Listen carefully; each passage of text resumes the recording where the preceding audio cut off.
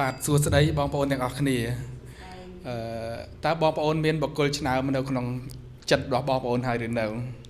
បាទចំណែកខ្ញុំគឺមានហើយមួយបកគលដែលឆ្នើមនៅក្នុងចិត្តរបស់ខ្ញុំគឺបងជុននី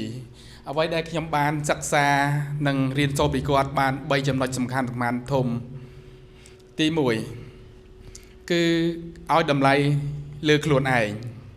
បាទជីទៅមនុស្សយើងចេះឲ្យតម្លៃលើខ្លួនឯងគឺយើងងាយស្រួលក្នុងការអនុវត្តខ្លួនឯងទៅគឺយើងមានទំនុកចិត្តលើខ្លួនឯងទី2គឺយើងចេះឲ្យតម្លៃលើអ្នកដទៃ